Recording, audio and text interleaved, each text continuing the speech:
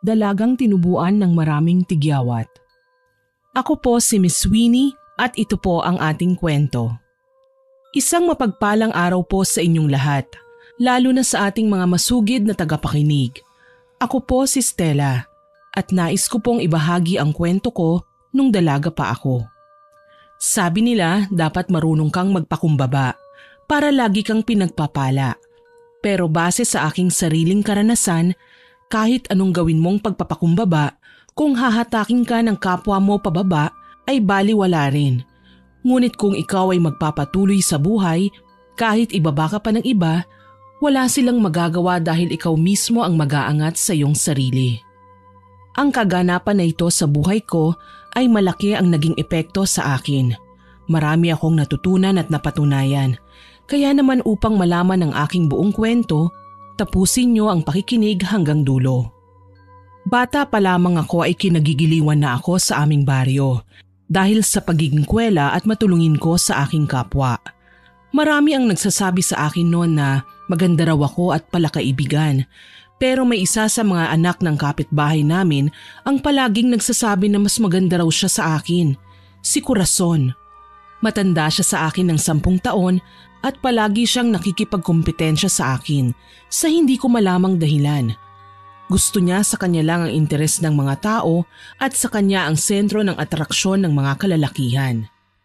Bago raw kasi ako ipinanganak ni Nanay Sonia, si Corazon ang kinagigiliwan sa aming baryo dahil nagpakita siya ng angking katalinuhan sa murang edad. Pero buhat nang dumating ako, nabaling na sa akin ang atensyon ng lahat.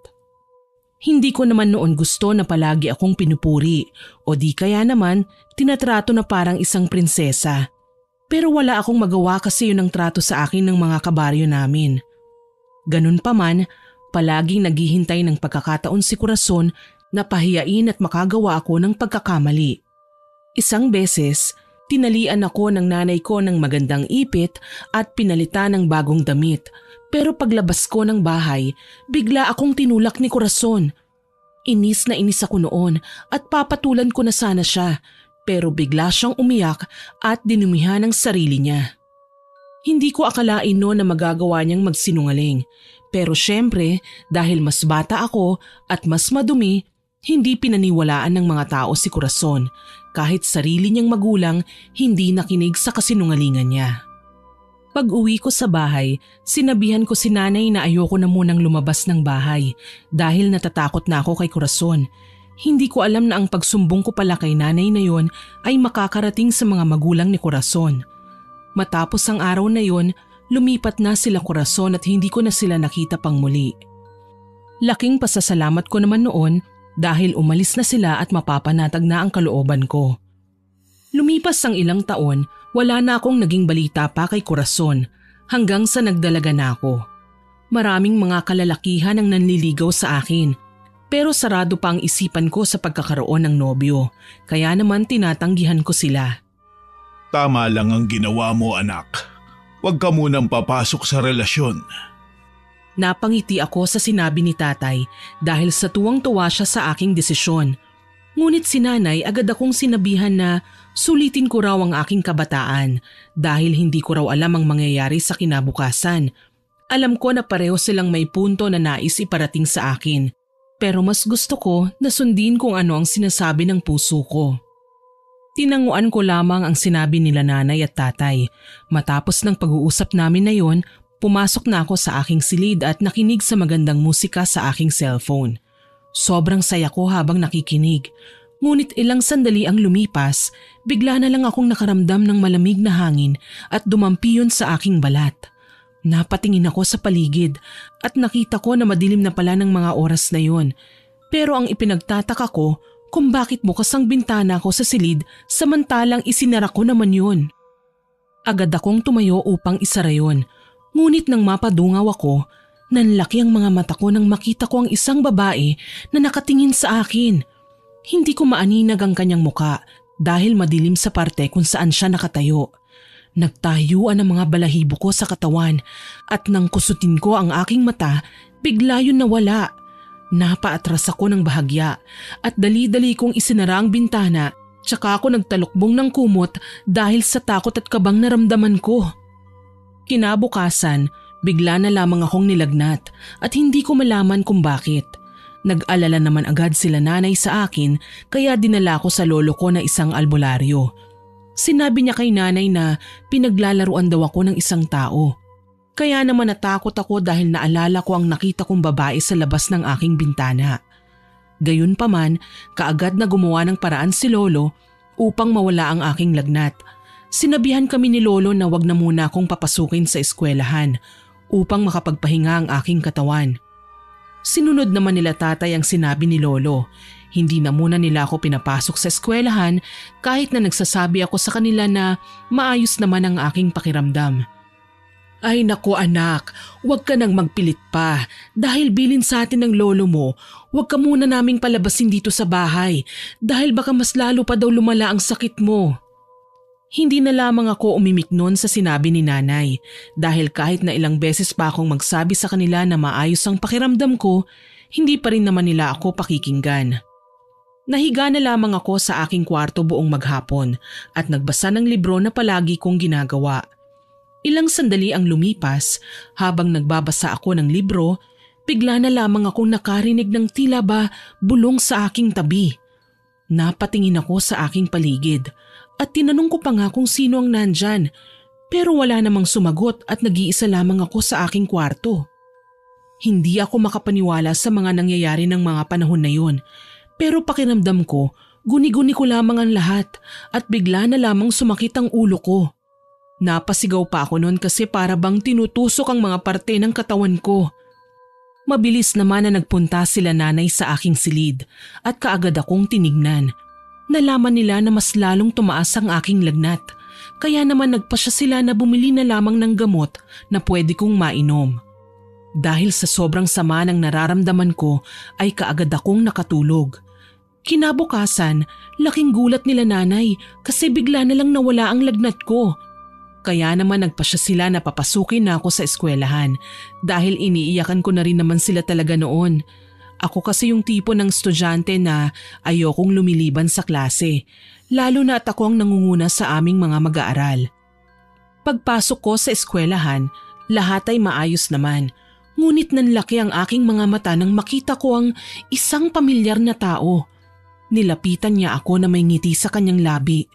Ewan ko ba, pero bigla na lamang nanikip ang aking dibdib at natakot ako sa kanya. Kaya naman napaatras ako. Para ka naman nakakita ng multo, Stella. Hindi mo ba ako na-miss? Pasensya ka na ha, magkaklase pa tayo. Nahuli ako sa pag-aaral gawa ng lumipat kami ng bahay. Tsaka naging pasaway rin ako sa Maynila nung umuwi kami. Hindi ko agad nasagot ang mga sinabi ni Corazon dahil bumalik ang lahat ng takot sa aking isipan.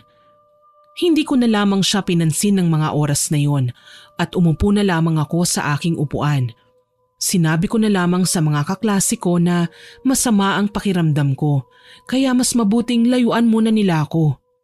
Pero ewan ko ba, para bang nang-aasar si Corazon dahil tumabi pa siya sa akin.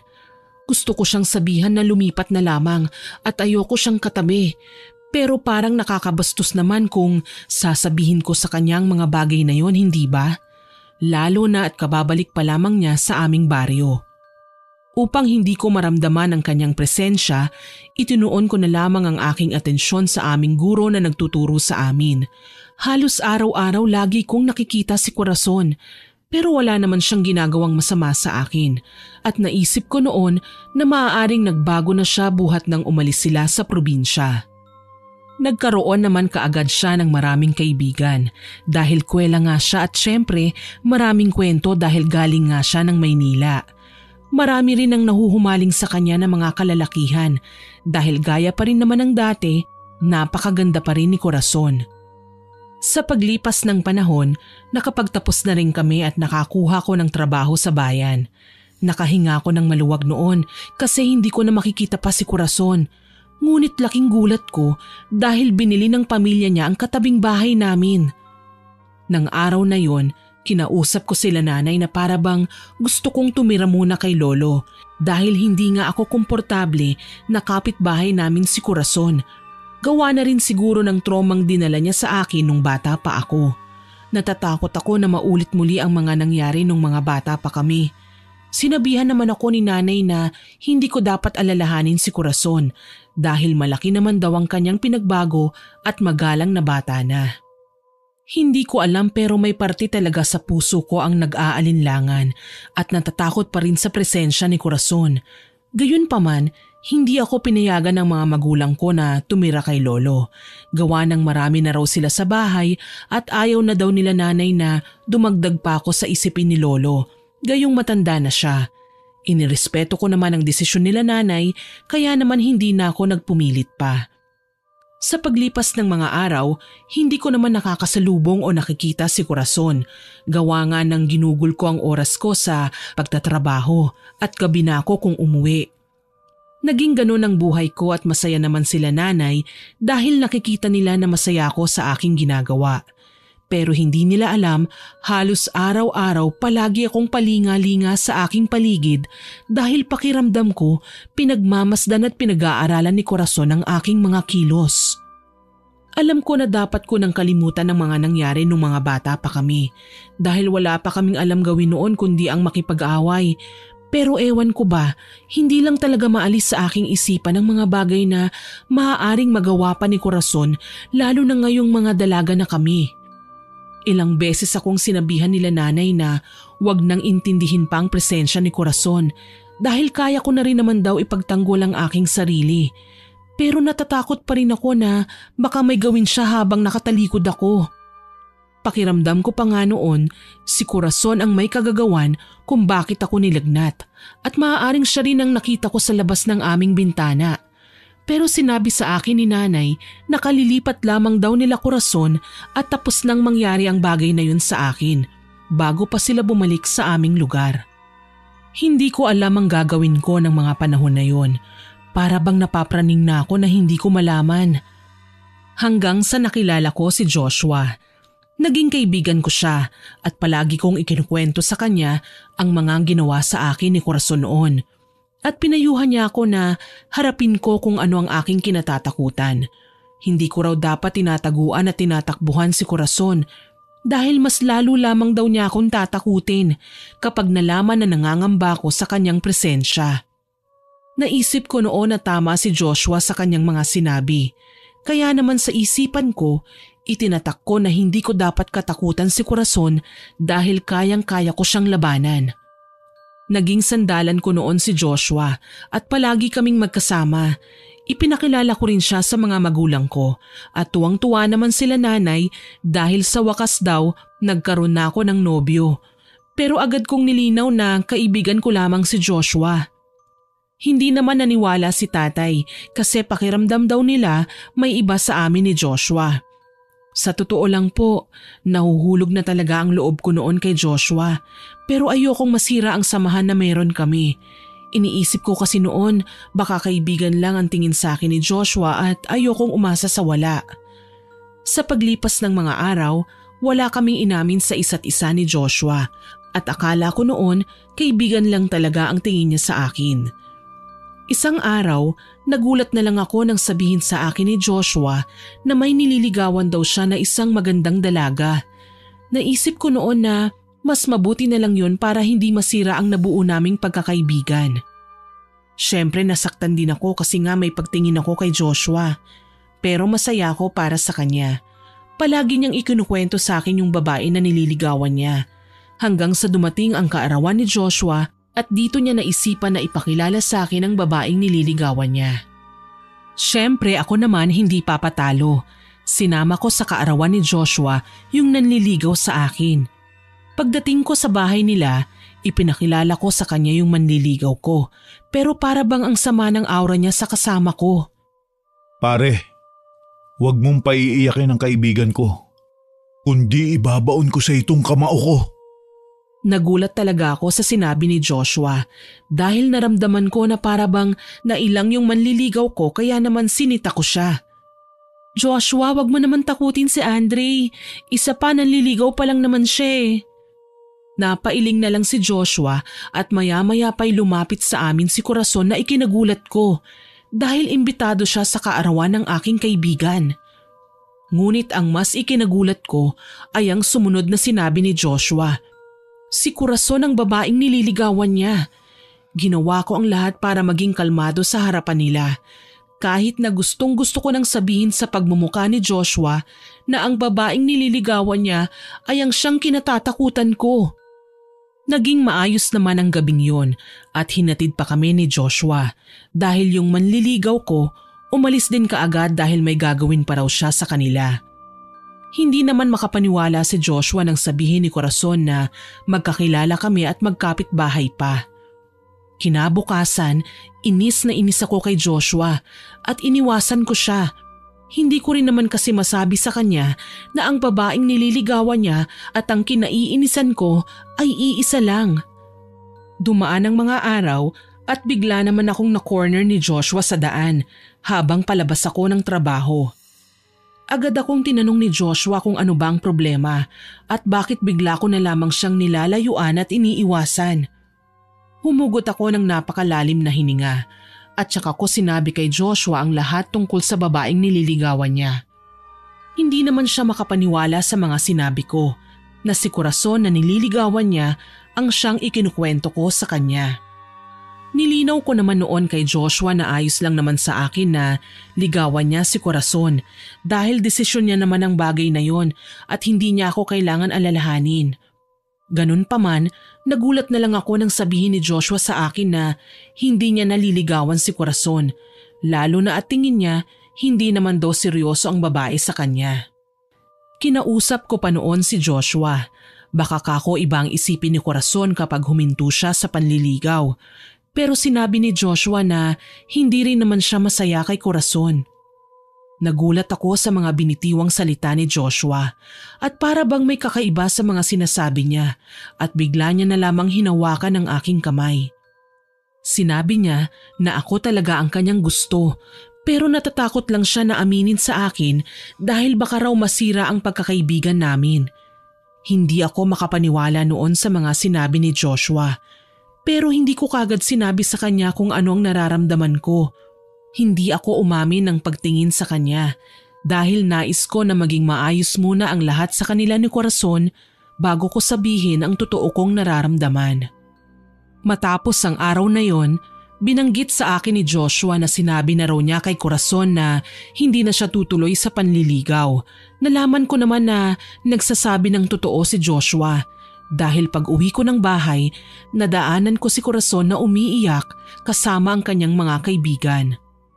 Nang makita ako ni Corazon, agad niya akong hinawakan sa braso at pinandilatan ng kanyang mga mata. Sinabihan niya ako na baka ako raw ang dahilan kung bakit tumigil si Joshua sa panliligaw sa kanya. Tinabig ko naman ang kamay niyang nakahawak sa braso ko. At sinabi ko sa kanya na wala akong kinalaman tungkol sa desisyon ni Joshua. Dagdag ko pa sa kanya, hindi ko hawak kung anong naiisip ng kaibigan ko. Inawat naman siya ng mga kaibigan niya at umalis na lamang ako upang makaiwas sa gulo. Pero hindi ko alam dahil para bang nakukonsensya ako, dahil para bang totoo ang mga bintang sa akin ni Corazon. Tumigil naman talaga si Joshua ng panliligaw sa kanya nang dahil sa akin. Tumagal ang ilang buwan bago ko sinabi kay Joshua ang tunay kong nararamdaman sa kanya. Hinintay ko na muna na magkaroon ng bagong manliligaw si Corazon upang hindi niya na ako pag-initan pa.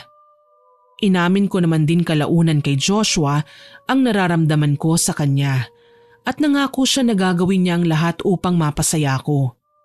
Personal din siyang nagtungo sa aming bahay at nagpaalam sa aking mga magulang na liligawan ako. Agad naman na pinaboran siya ng mga magulang ko dahil kakilala na nila si Joshua. Alam din daw nila na hindi niya ako sasaktan. Sa paglipas ng mga araw, mas lalo akong nahulog kay Joshua hanggang sa umabot ng kalahating taon ang panliligaw niya sa akin at sinagot ko na rin naman siya.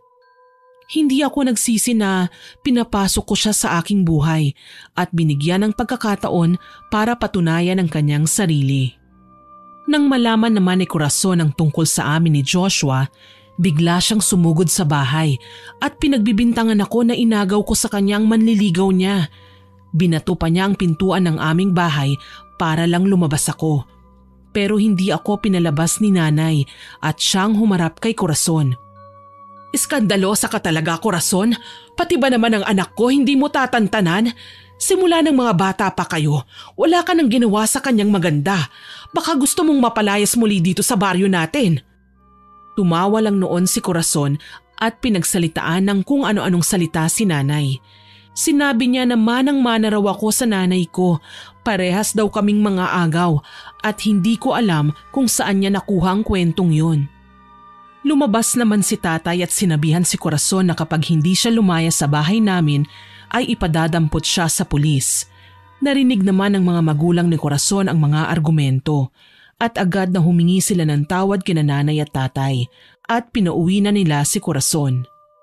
Nang umalis na nga sila, kaagad akong pinuntahan nila nanay sa aking kwarto at tinanong nila kung ano nga ba ang sinasabi ni Corazon at mga binibintang sa akin.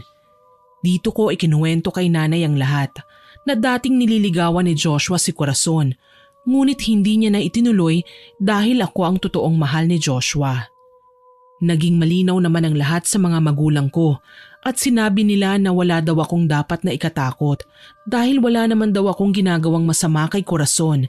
Subukan niya lang daw nasaktan ako at sila mismo ang sisingil sa kasalanan ni Corazon.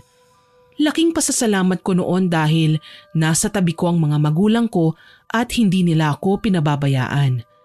Sa paglipas ng mga araw, hindi ko naman nakita si Corazon at napanatag naman ang aking puso. Umabot ng ilang buwan at naging masaya kami ni Joshua sa aming relasyon.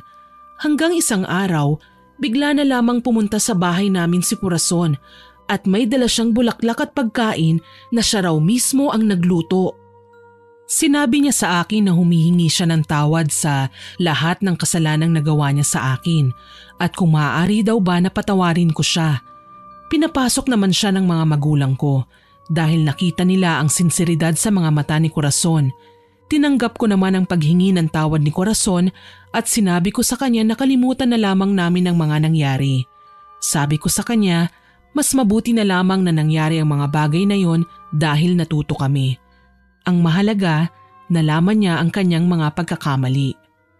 Matapos ang araw na yon, palagi nang pumupunta sa bahay namin si Corazon. Minsan ay naiilang pa rin ako sa kanya, pero nakikita ko naman na nagbago na siya. Kaya naman binigyan ko siya ng ikalawang pagkakataon upang patunayan ang kanyang sarili na hindi na siya katulad ng dati. Nakikipagkwentuhan siya sa akin at nagdadala pa ng kung ano-anong pagkain na siya mismo daw ang nagluto. Masarap naman ang mga luto ni Corazon at kalaunan para bang naging malapit na kami sa isa't isa at itinuring ko na rin siya na para kong ate. Yung tipong para bang nagkaroon ako ng kapatid na mas matanda sa akin na noon pa man ay hinihiling ko pero hindi naman mangyayari yon dahil nag-iisang anak lamang ako. Sa paglipas ng mga araw, unti-unti kaming naging malapit ni Corazon.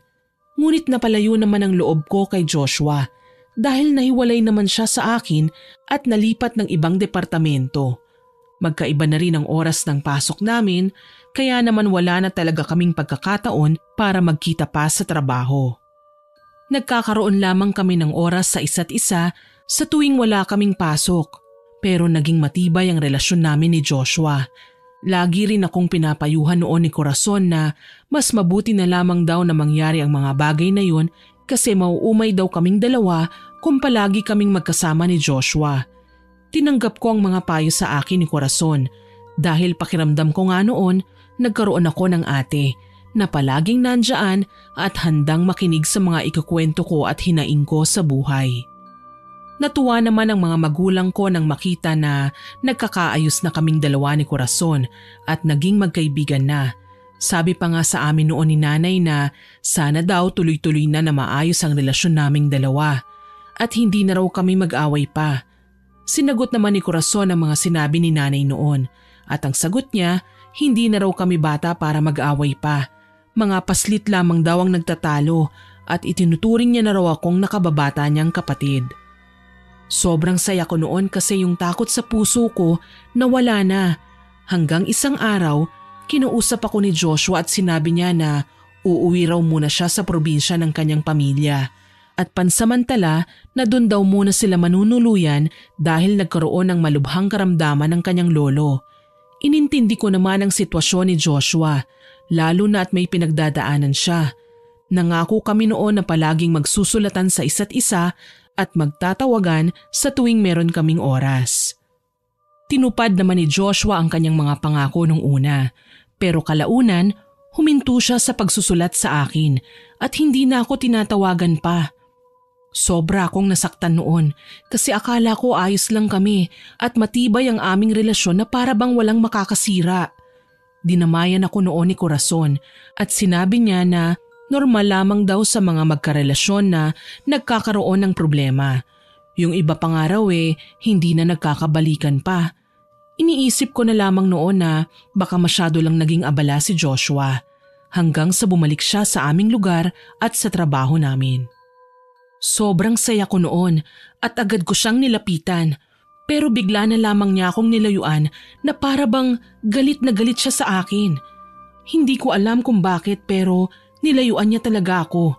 Hindi niya ako pinapansin kahit na ilang beses ko na siyang kinakalabit, kinakausap at nagpapapansin sa kanya. Pero para bang baliwala lamang ako.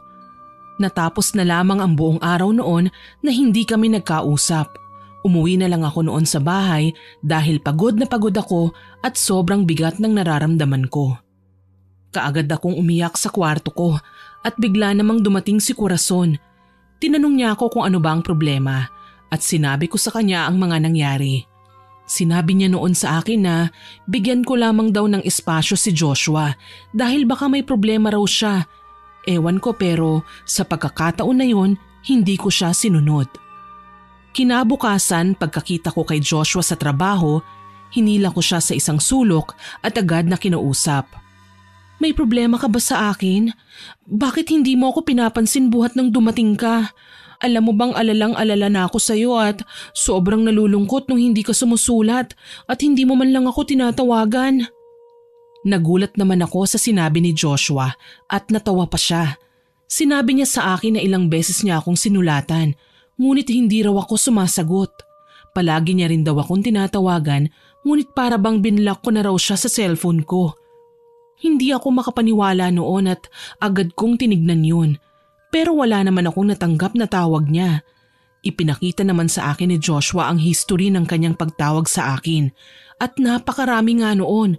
Hindi ko rin daw tinatanggap ang mga sulat niya. Kaya naman bumabalik sa kanya ang mga yon at ipinakita niya rin yon sa akin.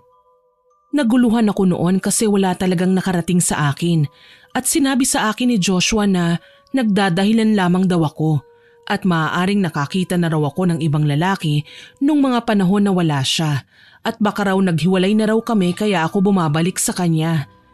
Nagulat ako sa mga paratang sa akin ni Joshua at sinabi ko sa kanya na hindi ako ganoong klaseng babae. Nasampal ko pa nga siya ng mga panahon na yun at tinanong ko siya kung kanino niya ba narinig ang mga bagay na yun. At sinabi sa akin ni Joshua na ang kaibigan ko raw na si Corazon ang nagsabi nun sa kanya. Para bang binuhusan ako ng napakalamig na tubig ng mga panahon na yun.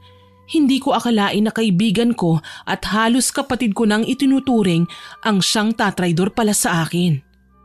Pag-uwi ko ng bahay, kaagad na pinuntahan ko si Corazon sa bahay nila ngunit wala siya doon. Tinanong ko ang kanyang mga magulang at sinabi nila na may pinuntahan daw. Nasabi naman sa kanila ni Corazon kung saan siya tutungo. At laking gulat ko dahil address yun ni Joshua. Abot-abot na kaba at galit ang naramdaman ko ng mga panahon na yun.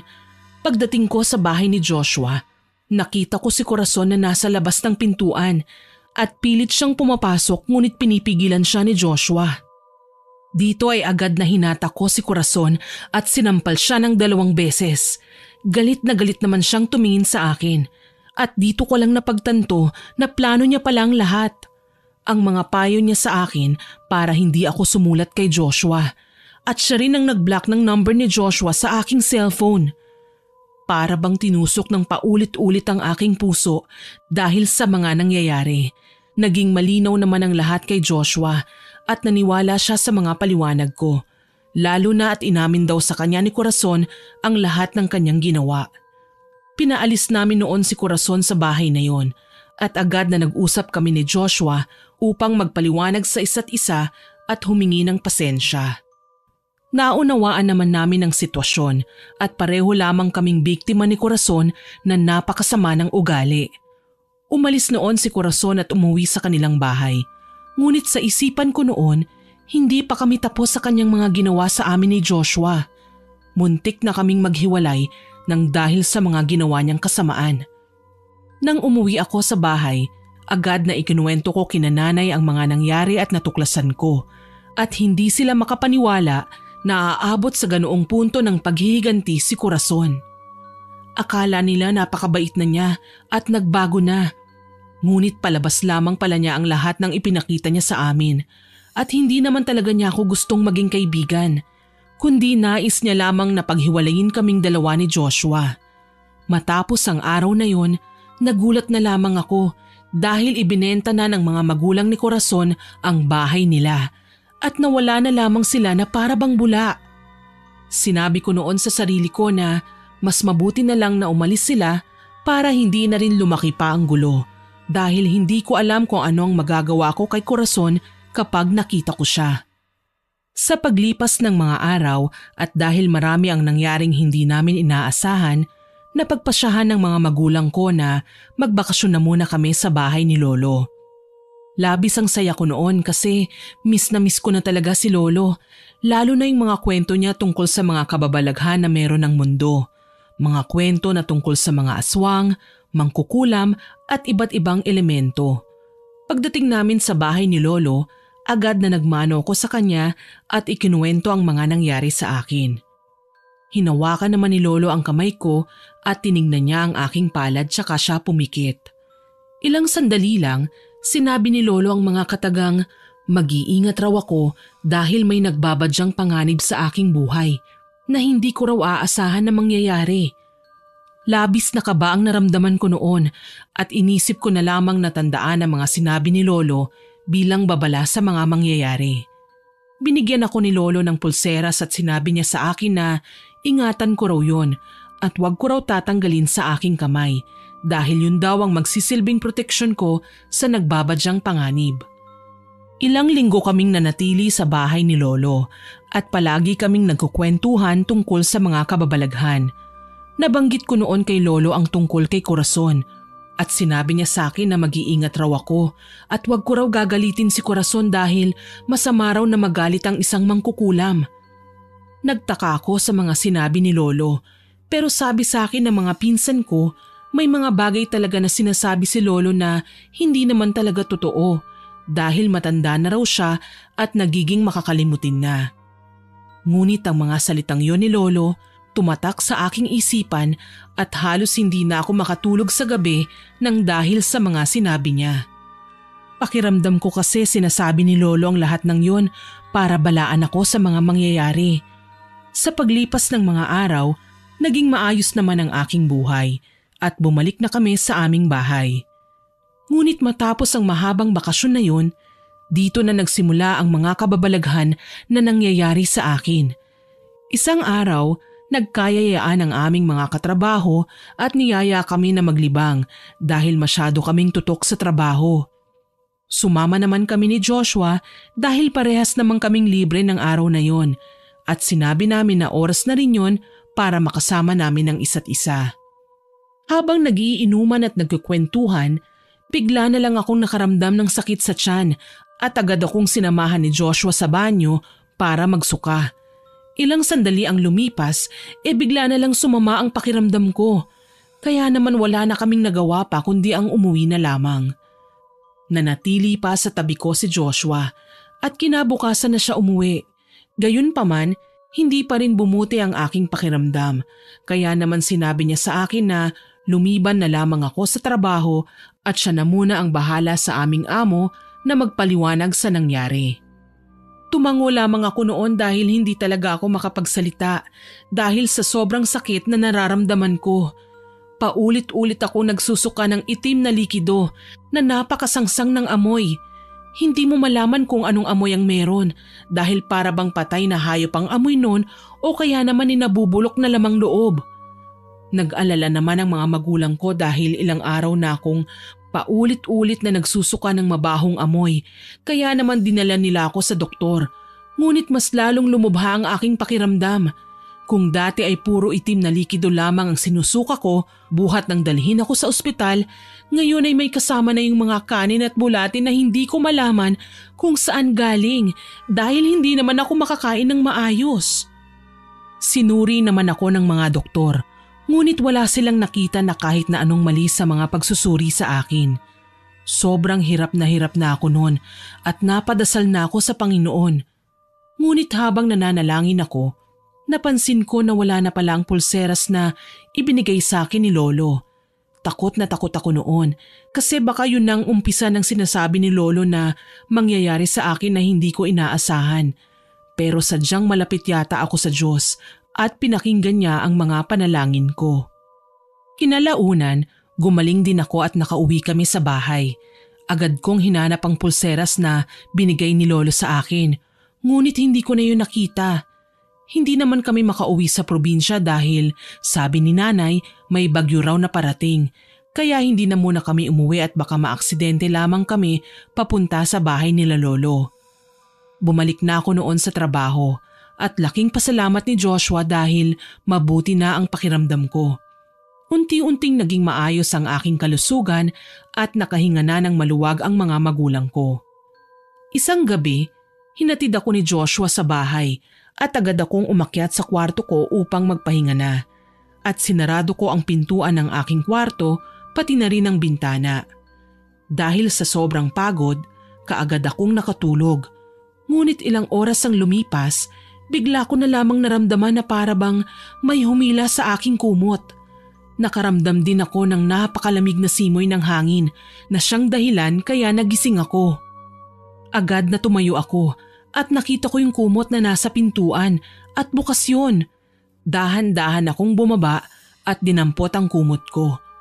Isasara ko na sana ang pintuan nang bigla na lamang may humawak sa aking kamay na may napakatulis na kuko at nasugatan ako sa aking braso. Sobrang kaba ang naramdaman ko at napatayo ako. Tsaka ko lamang napagtanto na panaginip lamang ang lahat.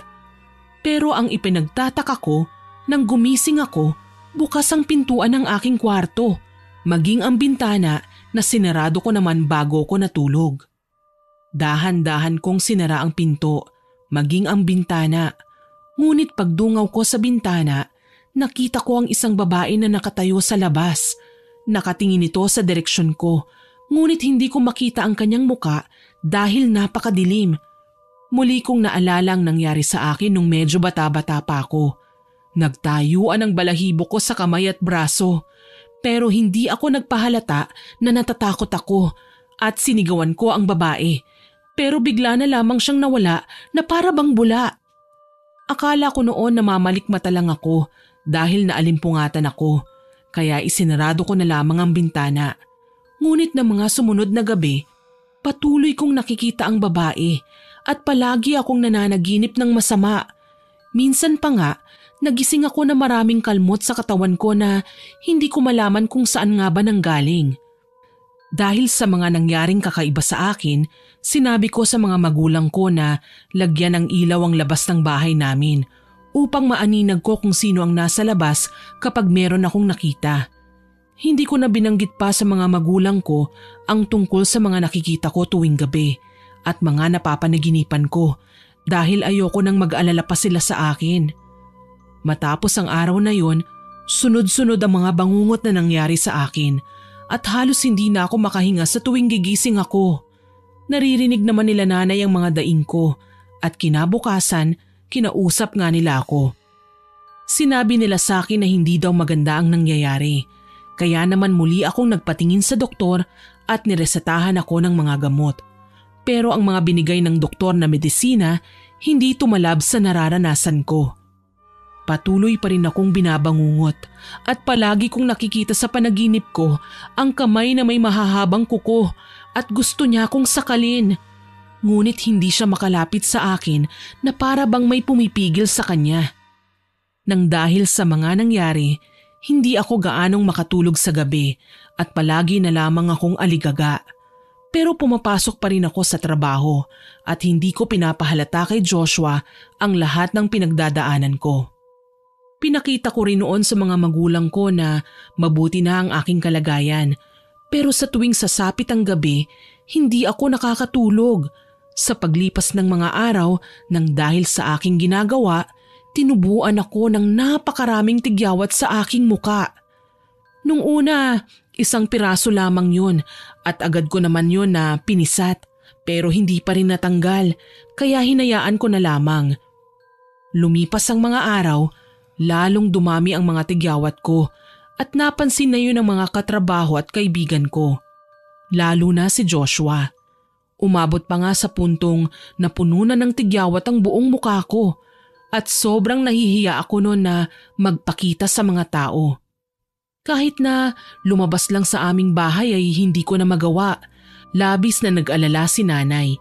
Pero sinabi ko noon sa kanila na mawawala rin naman ang mga yon kapag nakapagpahinga na ako at nakatulog ng maayos.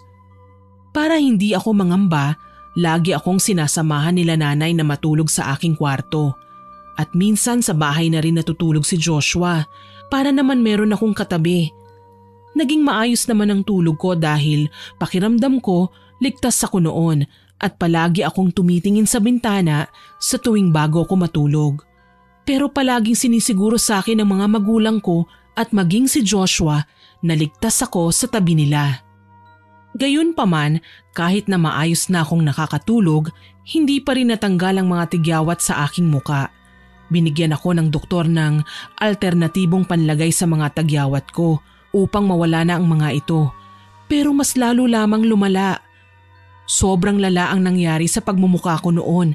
Bukod kasi sa tinubuan ng tigyawat ang mukha ko, nagnanana pa yun at napakalalaki. Hindi ko na alam ang gagawin ko noon dahil wala na akong alam tungkol sa mga nilalagay sa muka kasi nga simple lamang ako. Hindi nga ako naglalagay ng kahit na anong kolorete o kaya naman skincare na tinatawag nila. Gusto ko kasing natural lamang at walang nilalagay na kung ano-ano. Wala naman kasi akong kaarte-arte sa katawan . Dumaan ang mga araw, lalong lumubha ang mga tagyawat ko. At sa tuwing pinipisat ko ang mga ito ay nagkakaroon ng malalalim na sugat dahilan para magkaroon ng peklat.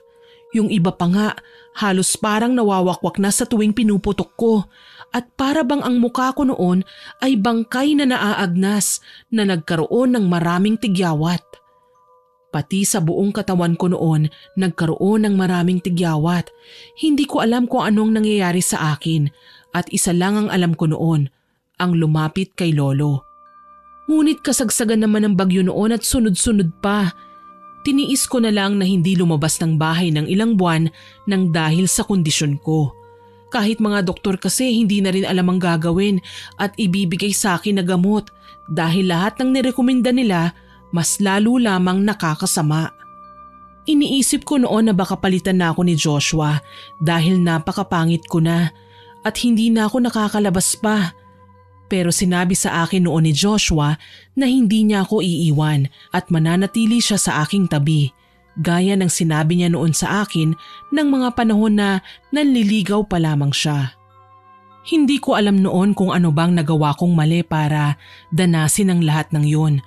Pero hindi talaga pumasok sa isipan nila nanay na kinukulam ako noon o di kaya naman nilalagyan ng sakit ng kung sino man. Sabi kasi sa akin noon ni nanay, masyado daw talaga akong sakitin noong bata pa ako. Kaya naman normal lang ang mga nangyayari sa akin dahil nasabihan na raw sila noon ng mga doktor. Lahat ginawa nila nanay para mahanapan ng solusyon ng sakit ko. Pero wala talaga silang magawa.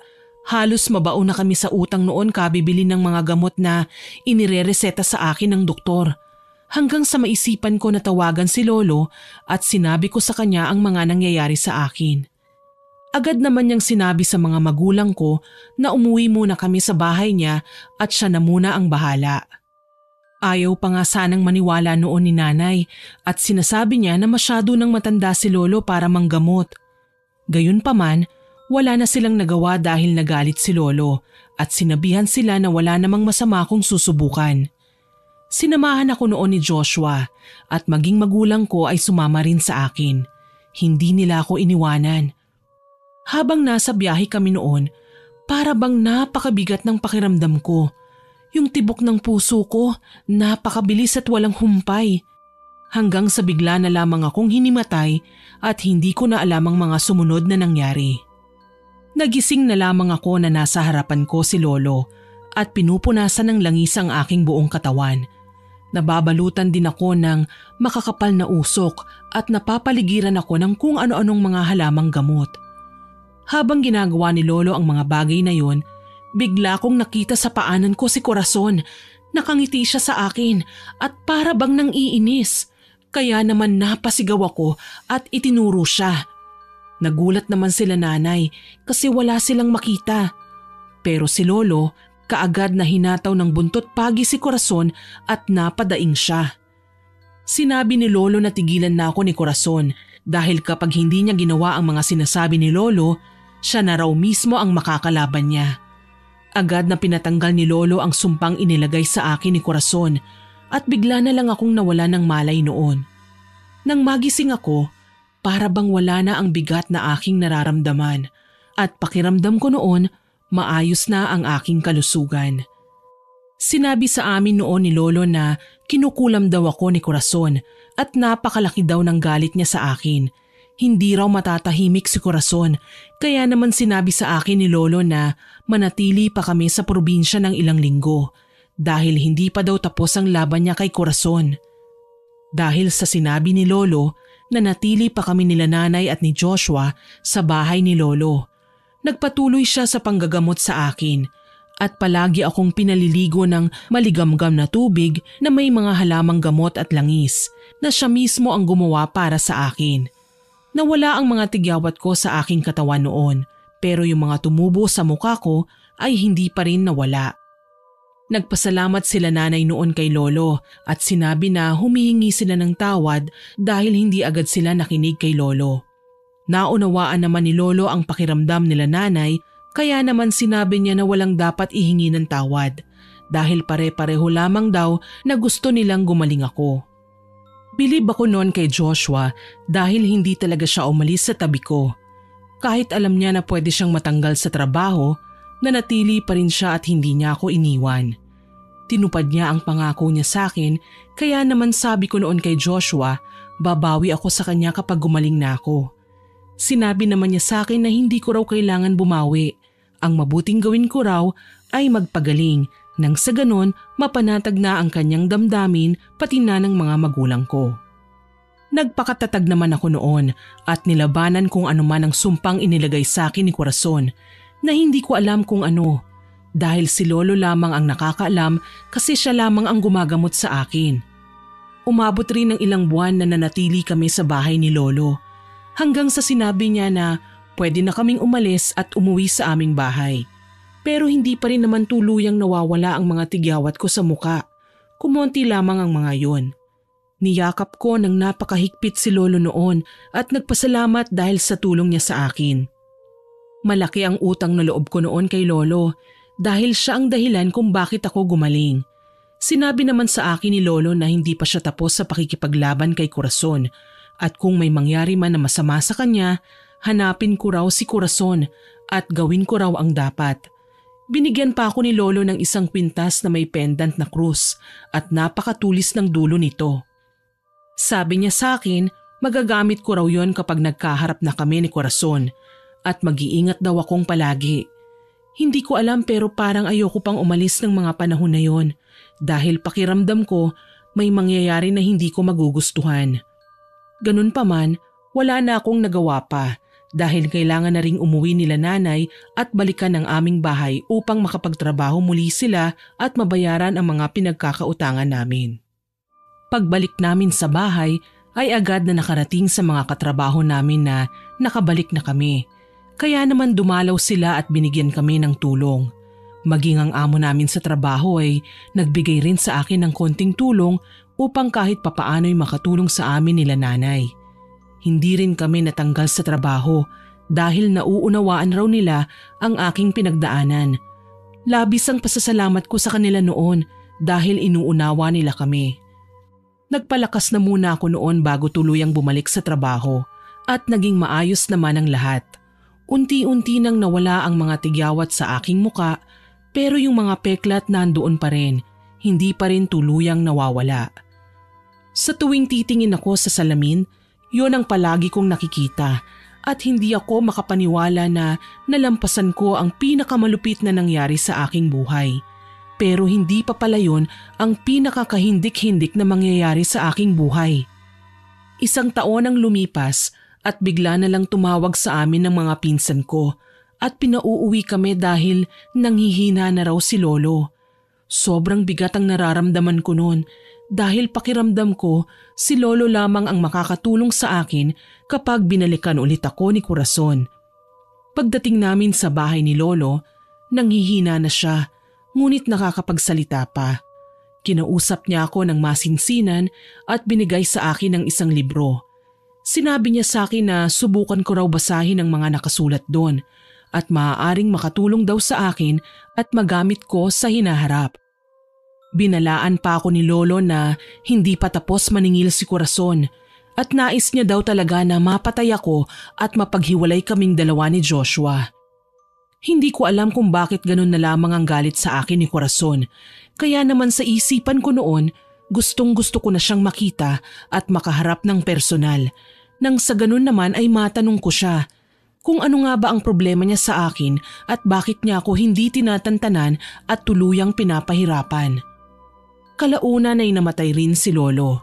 Marami sa aming magpipinsan ang nagluksa at malungkot sa pagkawala ni Lolo. Nanatili pa ako ng ilang linggo sa bahay ni Lolo at binasa ang nakasulat sa libro na binigay niya sa akin. Pero hindi ko talaga maunawaan kung ano nga ba ang ibig sabihin ng mga yon. Hanggang sa napagpasyahan ko na bumalik na kami sa bahay at magtrabaho na lamang akong muli.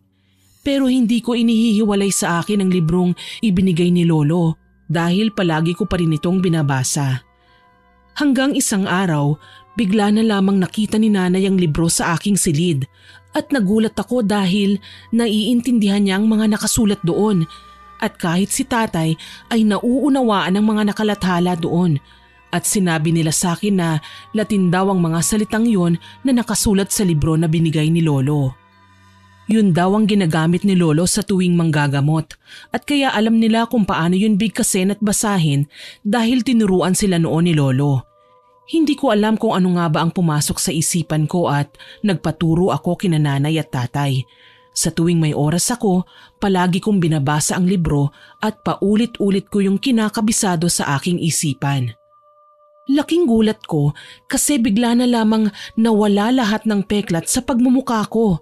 Hindi na rin ako binabangungot gaya ng dati at wala na rin nagpapakita sa akin na babae sa labas ng bintana. Lahat ng kababalaghan na nangyayari sa akin noon nawala ng bigla. Hindi ko alam kung himala ba yun o sadyang napagod lamang si Corazon.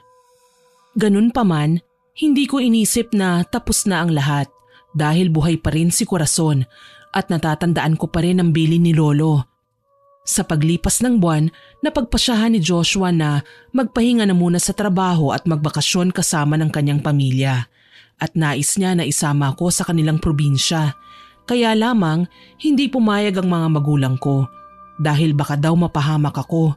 Kahit na sabihin kasama ko pa si Joshua ay hindi pa rin sila sumang-ayon.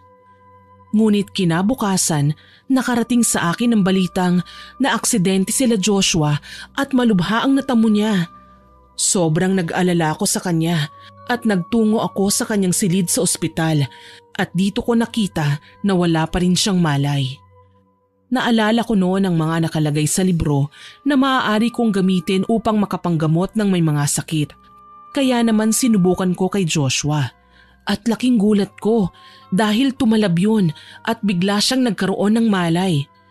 Nga pala, nakalimutan kong banggitin, isang buwan na noon na walang malay si Joshua bago ko naisipan na gamitin ang orasyon ni Lolo. Nang gumaling si Joshua, sinabi ko sa kanya na gusto ko nang magsama na kami sa iisang bubong, kaya naman bumili kami ng bahay. Masaya kaming nagsama at sa dami ng mga nangyari sa aming buhay ay naging matatag na kami. Sa paglipas ng mga araw, naging maayos ang relasyon namin ni Joshua. Nagsasama na kami sa iisang bubong. Kilalang-kilala naman namin kasi ang isa't isa kaya naman baliwala na sa amin ang problema at hindi na ito pinapansin pa dahil noon pa man alam na namin ang ugali ng bawat isa. Nagdaan pa ang mga araw at napagdesisyonan na namin na magplano na ng kasal at labis ang saya ng mga magulang ko nang malaman ang bagay na yon. Kaagad silang nagplano at tinulungan kami na mabuo ang mga gagawin sa araw ng aming kasal. Pero bigla na namang dumating si Corazon sa aming buhay. Muli na naman itong gumawa ng gulo. Pero sa pagkakataon na yon, si Joshua naman ang kanyang pinuntirya. Palagi na lamang binabangungot si Joshua gaya ng nangyari sa akin noon. Dumating pa sa punto na naglalakad na siya ng tulog at muntikan pa akong saksakin. Gayunpaman, hindi ko siya sinukuan at lagi ako sa kanyang tabi. Naghanap ako ng solusyon sa kanyang sakit at sa mga nangyayari sa kanya. Hanggang isang araw habang namimili ako, nakita ko bigla si Corazon at sinundan ko siya. Pero bigla na naman siyang nawala na para bang bula. Pakiramdam ko noon sinusundan niya kami ni Joshua at binabantayan niya ang bawat kilos namin. Mahal, nakita ko si Corazon nung nakaraang araw. Nandyan siya sa labas ng bahay natin at nakakatakot ang itsura niya. Dahil nakangiti siya na para bang baliw. Anong gagawin natin para mapigilan siya sa kanyang mga ginagawa? Nagulat ako sa mga sinabi sa akin ni Joshua dahil hindi lang pala ako ang nakakita kay Corazon, maging si Joshua nakita rin siya. Dinalaw naman kami ni nanay sa bahay namin at nagdala siya ng mga pagkain. Pero ikinagulat ko ang kanyang ikinuwento. Anak, nalaman ko na malapit lang pala dito ang tinitirhan ni Corazon at balita ko minamanmanan kayo. Mas mabuti pa siguro lumipat na muna kayo sa bahay natin. Doon mas ligtas pa kayong dalawa. Hindi ko alam kung anong isasagot ko noon kay nanay dahil nag-aalala na rin talaga ako at hindi ko na rin alam kung ano pa ang gagawin namin. Kahit naman kasi lumayo na kami, ginugulo pa rin kami ni Corazon at hindi kami tinitigilan. Pinili namin ni Joshua na hindi umalis sa aming bahay at sabi namin kung magpakita man muli sa amin si Corazon, haharapin na namin siya ng magkasama. Ang kaso lang, sa tuwing nakikita namin si Corazon, palagi siyang nawawala. Gaya ng unang beses na nakita ko siya. Nakangiti pa rin siya pero iba na talaga ang kanyang itsura. Kung dati napakaganda niya, nawala ang kagandahang yun. Marami siyang peklat sa muka at napakapayat na. Sa pagdaan ng mga araw, inisip namin na baka titigil na rin si Corazon dahil ilang araw na rin naman na hindi namin siya nakikita. Isang gabi, habang mahimbing na natutulog, bigla na lamang nakaramdam kami ng malakas na kalabog mula sa bintana at nang magising kaming dalawa ni Joshua, nakita naming nabasag na ang salamin ng bintana at nang silipin namin yon, nakita namin si Corazon na nakangiti sa amin at nakatitig. Nagtayuan ang mga balahibo namin sa katawan pero mabilis na kinuha ni Joshua ang itak at sabay kaming lumabas. Ngunit bigla na lang nawala si Corazon. Nag-usal ako ng orasyon na natutunan ko mula sa libro ni Lolo. At bigla ko na lang siyang nakita sa harapan namin. Pasugod siya at akmang sasaksakin si Joshua. Pero agad ko siyang nasipa at nataga naman siya ni Joshua sa likuran. Ngunit mabilis siyang nakatakas. Siguro naman magtatanda na siya sa mga nagawa natin sa kanya at maiisipan niya na hindi tayo natatakot sa mga gagawin niya. Napabuntong hininga na lamang kami noon ni Joshua. Tumawag ako kina nanay upang magpasundo. Hindi na kasi kami ligtas sa bahay dahil alam na ni Corazon yun. At masyadong maliit ang bahay namin kaya mabilis niya kaming mapapasok. Hindi katulad sa bahay nila nanay na may kalakihan at hindi ka kaagad makakapasok. Lalo na't dikit-dikit pa ang mga bahay doon at maaari siyang kuyugin ng mga tao kapag nagkamali siyang pumasok. Ganun pa man, ang mga nangyari sa amin nila Corazon ng gabing yon ay hindi pa pala tapos dahil bigla na lamang sumakit ang ulo ni Joshua at hinimatay siya. Kaagad akong naghanap ng alternatibong gamot para masolusyonan ang kanyang sakit at nagawa ko naman yun. Inis na ako noon at napupuno na ng galit ang aking puso kaya naman umusal na ako ng dasal at humingi ng gabay sa Panginoon kung ano na nga ba ang dapat kong gawin sa mga nangyayari. Hindi ko na alam ang aking gagawin noon dahil patuloy pa rin sa panggugulo sa amin si Corazon at sumagi sa isipan ko ang sinabi ni Lolo na magagamit ko raw ang libro, maging ang kwintas na ibinigay niya sa akin. Hindi ko alam noon kung ano ba ang gagawin pero nagawa kong mahanap ang bahay ni Corazon ngunit wala siya doon. Sinabi sa amin ng may-ari ng tinutuluyan niya na matagal na raw siyang umalis na ikinagulat ko naman dahil ilang araw pa lang nung huli ko siyang makita sa bahay namin. Sa paglipas ng mga araw habang nagpapagaling si Joshua, naghahanap naman ako ng paraan upang mapigilan si Corazon sa kasamaan na kanyang ginagawa. Paulit-ulit lang kasi ang mga nangyayari eh. Kahit na lumayo at humanap ako ng paraan para gumaling ang aming mga nararamdamang kakaibang galing kay Corazon, hindi pa rin naman natitigil ang lahat hanggat hindi ko siya nakakaharap at nilalabanan. Isang araw, kinausap ako nila tatay at sinabi sa akin na mas mabuti raw na harapin ko na ng personal si Corazon at sasamahan daw nila ako anuman ang mangyari. Laking pasalamat ko noon dahil hindi ako iniwanan ng aking pamilya, lalo na si Joshua. Kahit na pwede niya naman akong hiwalayan nang sa ganun hindi na siya madamay pa. Pero mas pinili niya na manatili sa tabi ko sa hirap at ginhawa. Hindi nagtagal at nagawa ko ring mahanap ang bagong tinitirhan ni Corazon at wala na nga akong pinalampas na oras. Mag-isa ko siyang pinuntahan at nakaharap ko siya. Anong ginagawa mo dito sa pamamahay ko? Hindi ka dapat pumunta rito. Kailanman ay hindi kita inimbitahan na pumunta rito sa tahanan ko. Kaagad ko siyang sinagot at tinanong ko kung ano bang gusto niyang mangyari at palagi niya nalang ginugulo ang buhay ko. Ano bang problema mo sa akin ha, babae ka? Hindi pa ba sapat ang ginawa mo sa akin noon na pagpapahirap? Tinubuan ako ng maraming tigyawat sa buong mukha ko at pati na rin sa buong katawan ko. Halos mamatay na ako ng mga panahon na yon. Ano bang ginawa kong pagkakamali sa'yo para pahirapan mo ko ng ganito? Sunod-sunod kong tinanong si Corazon at natahimik naman siya.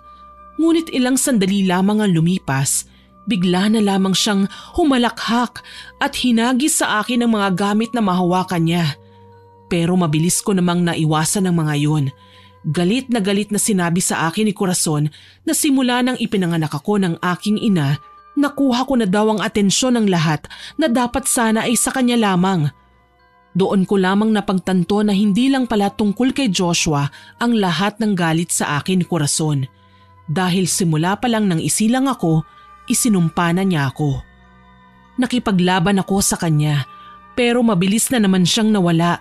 Narinig ko na lamang ang huling salitang sinabi niya na hindi pa siya tapos sa paniningil dahil naging miserable daw ang kanyang buhay nang dahil sa akin. Hindi ko alam kung ano ang ibig niyang sabihin na naging miserable ang buhay niya nang dahil sa akin, samantalang siya nga itong hindi tumitigil sa pagpapahirap sa akin. Umalis na lamang ako sa bahay ni Corazon at umuwi sa bahay. Pero habang naglalakad ako, nakasalubong ko ang nanay ni Corazon at sinabi niya sa akin na kung pwede raw ba akong makausap kahit na sandali lamang at may mahalaga siyang sasabihin sa akin. Nagpunta kami sa isang malapit na kainan at doon kami nag-usap ng masinsinan ng ina ni Corazon. Dito ko nalaman na simula pa lang nang magkaroon ako ng isip, naiinggit na sa akin si Corazon dahil daw palaging bukang bibig ng tatay niya na hindi na lamang siya nabuhay sa mundo kung hindi rin naman niya magagawang sundin ang kanilang gusto. Sabi pa raw ng tatay ni Corazon na bakit hindi raw niya ako gayahin na matalino, maganda at masunurin pa sa mga magulang. Nagulat ako sa mga sinabi ng nanay ni Corazon at sinisi ko siya kung bakit naging ganoon ang trato sa akin ng anak niya. Pero mabilis na ipinaliwanag ng nanay ni Corazon na hindi nila alam na ganun pala ang epekto sa kanya ng mga sinabi sa kanya ng kanyang ama. Samantalang nais lamang nila na mapabuti si Corazon dahil naging pabaya na rin daw sa kanyang pag-aaral simula nang hindi na siya pinapansin ng lahat at nalipat na sa akin ang atensyon ng mga tao. Bigla akong napaisip sa mga sinabi ng nanay ni Corazon at sinabi ko sa kanya kung paano ko mapipigilan si Corazon sa kanyang mga planong masama laban sa akin at sa mga mahal ko sa buhay. Mabilis na sinagot ng nanay niya na wala silang alam kundi paslangin si Corazon o di kaya naman ay makulong siya. Dinuro-duro ko noon ang nanay ni Corazon at sinabihan ko pa siya na wala siyang kwentang ina. Dahil mas nanaisin pa niyang makulong at mamatay ang anak niya kesa kausapin ng masinsinan at pakalmahin sa lahat ng mga ginagawa niya. Inis na inis ako noon kasi hindi naman pala si Corazon ang punot dulo ng lahat kundi ang mga magulang niya. Naisip ko noon na maaaring sobrang nagalit si Corazon sa akin dahil palagi na lamang siyang kinukumpara ng kanyang mga magulang sa akin. Ganun pa man, hindi pa rin naman yun dahilan para gawin niyang miserable ang aking buhay. Matapos ang pag-uusap namin ng nanay ni Corazon, palagi na siyang tumatawag sa akin at sinasabi kung saan nga ba nagtutungo ang kanyang anak. Hanggang isang gabi, habang mahimbing na natutulog, bigla na lamang akong nakatanggap ng tawag mula sa nanay ni Corazon at sinabi niya na papunta raw sa aming bahay si Corazon at susunugin ang tahanan namin. Kaya naman mabilis akong tumayo at pinuntahan sila nanay upang balaan, pero nagsisimula na ang sunog noon. Mabilis na nakalabas kami nila nanay at nang makita ko si Corazon mula sa di kalayuan, agad ko siyang sinundan. Kahit na nanghihina ako noon dahil sa usok na nalanghap ko mula sa loob ng nasusunog naming bahay, hindi ako nagpatinag. Hinabol ko siya hanggang sa naubutan ko siya sa gubat. Uubusin ko ang lahat ng mahahalaga sa'yo hanggang sa wala nang matira. Kaagad kong sinagot ang mga sinabi sa akin ni Corazon at sinabihan ko siya na hindi niya kailangan gawin ang mga bagay na yun dahil lang sa inggit at puot sa akin. Sinabi ko noon na ako na lamang ang patayin niya at parusahan, huwag niya na lamang idamay ang mga mahal ko sa buhay. Pero sinabi sa akin ni Corazon na mas masasaktan daw niya ako kapag ang mga mahal ko sa buhay ang naapektuhan. Hindi ako makapaniwala noon sa mga sinabi ni Corazon at bigla na lamang niya akong sinugod. Sinakal niya ako ng napakahigpit at ramdam ko na bumabaon sa leeg ko ang napakatulis niyang kuko. Naalala ko ang panaginip ko dahil sa nangyari. Kitang-kita ko ang galit sa mga mata ni Corazon. Bigla namang dumating si nanay at agad na hinampas ng kahoy si Corazon. Ngunit bigla na lang niyang tinulak ang nanay ko at tumalsik at nawalan ng malay. Ilang sandali pa ang lumipas. Dumating na ang mga magulang ni Corazon at kinausap nila ang kanilang anak. Ngunit ayaw akong bitiwan ni Corazon. At naramdaman ko na pumapatak na ang dugo ko mula sa aking leeg na pinagbabaunan ng kanyang mga kuko. Halos hindi na ako makahinga sa puntong yon at bigla kong naalala ang sinabi ni Lolo na magagamit ko ang kwintas na suot-suot ko. Kaagad ko yung kinuha mula sa aking leeg kahit na nawawalan na ako ng paningin. Iniangat ko ang aking kamay at isinaksak ko sa kanyang braso ng napakadiin ng kwintas na hawak ko. Nabitiwan ako ni Corazon at agad ko siyang sinipa, ngunit bigla naman niyang nahawakan ang aking paa. Dinaganan niya ako at pilit niyang sinusubukang kalmutin ang aking muka, pero iniharang ko ang aking kamay. Dumating naman si Joshua at kaagad na hinila niya si Corazon, dahilan para silang dalawa naman ang magpagulong-gulong. Pero tumama ang ulo ni Joshua sa malaking bato, dahilan para mawalan siya ng malay. Hindi naman nakasunod sa amin si tatay dahil nawalan siya ng malay dahil sa labis na nalanghap na usok habang palabas kami sa aming bahay. Ang mga magulang naman ni Corazon ay wala nang magawa kundi ang pigilan siya at sigawan para itigil na ang kanyang kasamaan, pero hindi natitinag sa kanila ang kanilang anak. Bakit mo ba ginagawa ang lahat ng ito, Corazon? Piliin mo na lamang na magbago at magsimulang muli. Galit na sumigaw noon sa akin si Corazon at sinabi niya na wala nang paraan para magbago siya. Marami na raw siyang kasalanan na kailangan niyang pagbayaran, kaya tatapusin na lamang niya ang kanyang buhay kapag wala na ako. Nanghihina na ako ng mga panahon na yon, kaya naman hindi na ako makatayo pa. Sinugod naman ako ni Corazon at agad kong pinikit ang aking mga mata. Ngunit laking gulat ko dahil humarang pala ang nanay niya at ang ina niya ang kanyang nasaksak. Biglang nanlumo si Corazon nang makita niyang nag-aagaw buhay ang kanyang ina at lumapit pa ang ama niya at sinisisi siya. Ngunit sa galit ni Corazon, maging ang kanyang amay, kinitilan niya ng buhay. Niyakap niya ang kanyang ina na naghihingalo na. Hinawakan niya ang kanyang anak at sinenyasan ako na tapusin na ang buhay ni Corazon. Kahit nagdidilim na ang paningin ko noon, inipon ko ang natitira kong lakas at agad kong dinampot ang pendant ng kwintas na bigay sa akin ni Lolo at patakbong nagtungo sa kinaroroonan ni Corazon. Hindi na siya nakapalagpa dahil niyakap siya ng kanyang ina at agad kong sinaksak sa kanyang leeg ang aking kwintas sabay umusal ng orasyon. Napahiga siya habang yakap-yakap ang kanyang ina at hinugot ko ang kwintas at saka itinarak yon sa kanyang puso. Doon na nawalan ng buhay si Corazon at bigla naman naging madilim ang paligid dahil nawalan na ako ng malay. Matapos ang pangyayaring yon, nagising na lamang ako na nasa bahay kami nila Joshua at naroon ang aking tatay maging ang mga pinsan ko na sila palang nanggamot sa amin. Sinabi rin nila sa akin na ilang linggo na raw akong hindi gumigising, kaya naman tinawagan na nila ang mga pinsan ko na may kaalaman sa panggagamot. Ang agad na hinanap ko noon ay si Joshua, ngunit sinabi nila na wala pa rin siyang malay dahil sa lakas ng pagkakabagok ng ulo niya sa malaking bato.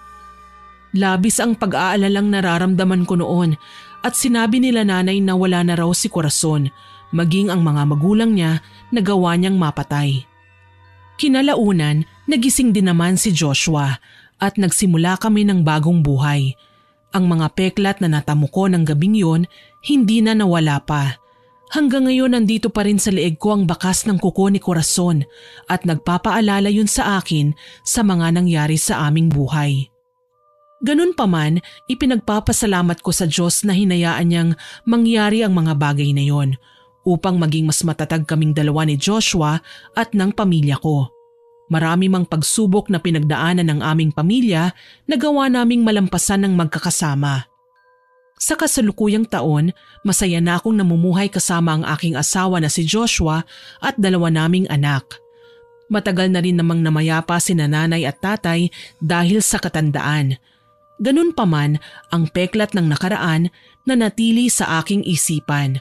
Marami akong natutunan mula sa nakaraan at patuloy ko yung ibinabahagi sa aking mga anak upang magbigay inspirasyon at babala sa kanila.